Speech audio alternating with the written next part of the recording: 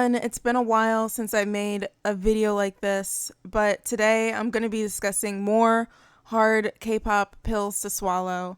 On my first video of this, everyone said that the pills were really easy and not that big, so I think now I'm just going to try to give even more hard truth. Number 1, K-pop is not that deep.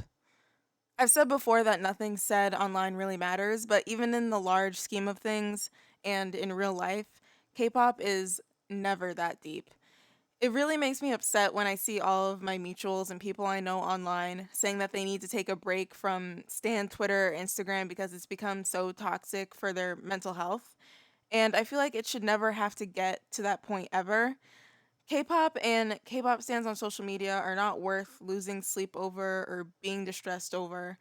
People take it so seriously on both sides, whether it's to defend their faves or accusing idols over this or that, and nothing about it was ever that deep. Fan wars and stan drama is literally the most smallest, inconsequential thing ever, and I just want to say, please don't let it get to you because it was never that deep. Number 2, K-pop lacks longevity. This one made me really sad when I realized it fully.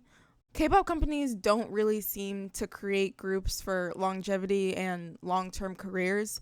Rather, they create a fresh new group, promote them for the duration of their contract, and then, regardless if they were a successful group or not, just throw them away after promoting them for that time.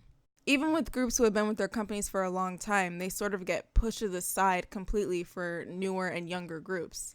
It's kind of disappointing because I feel like groups such as 21 or Wonder Girls really could have kept going on for longer, but I guess their company's management wanted newer groups and didn't want to focus on them anymore, but I mean, that's just how I feel.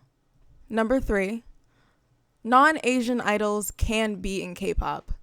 This has been a hot topic, I feel like, for the past year, but non-Asian idols can be in K-pop, but more importantly, there already have been before.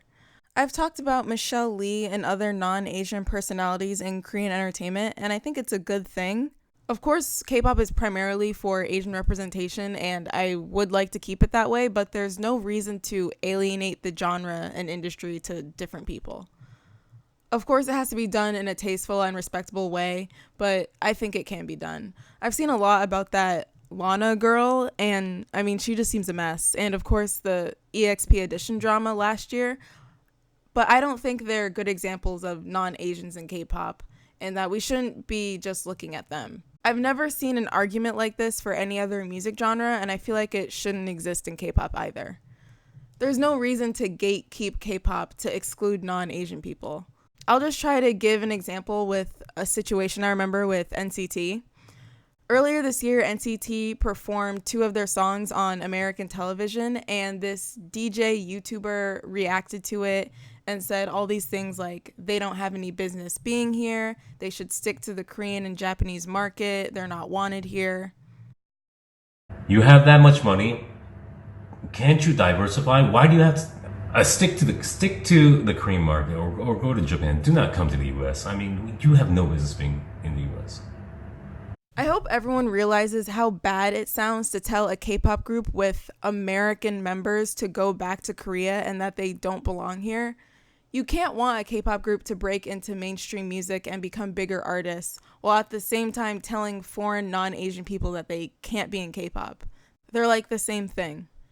Also, I feel like people don't realize how heavy rap and hip-hop have influenced K-pop as well. So if you don't believe that non-Asians should be able to be K-pop idols, by that logic, idols shouldn't be allowed to rap in their songs since rap is a music genre created and primarily for Black Americans. 4, K-pop groups can coexist.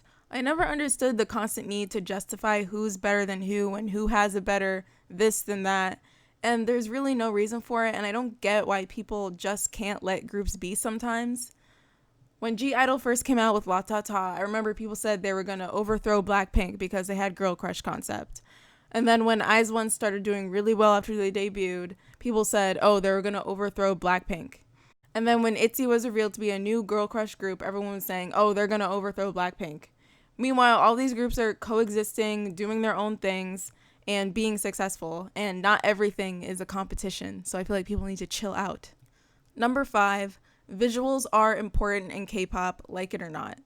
Visuals are a very big part of K-pop, and I feel like people don't want to admit it for some reason. I'd say the biggest thing that drew me into K-pop in the first place was how aesthetically pleasing and well thought out all the visuals were in the music videos, from the fashion, the photo shoots, and album packages in general. There's an emphasis and effort put into aesthetic in K-pop that's very unique and eye-catching. And through that, people can get into the music and into the members and everything else. But visuals are one of the forefronts of what draws people into K-pop. And I think that's also why visual is a designated role in groups, because appearance and looks are so important, especially in Korea. 6, liking one K-pop group only isn't a flex. This being said, it's fine to only like one group. There's literally nothing wrong with that. It's just a weird, unnecessary flex to me to say that you only like one group but not the rest of K-pop, as if that's somehow validating how good the group is in any way. I've also never seen this done in any other genre of music, where someone justifies them liking an artist by saying they only listen to them from that genre. I don't get how saying you only like one group somehow makes every other artist in that genre any worse, but I mean, anyways. And lastly, number 7, K-nets don't mean anything. I never understood why people put so much weight into K-nets' opinion. K-nets are some of the most racist, homophobic, passive-aggressive, and entitled people on the internet, and they'll send death threats to idols over a dating rumor or a bad performance, and act like idols are their personal property. They literally tried to cancel Irene for reading a feminist book, so I feel like their opinions are pretty much invalid. I don't understand why people value them so much. Alright, so those are what I think to be hard to swallow K-pop pills. But let me know what you guys think and what your hard to swallow pills are. And I'll see you guys next time.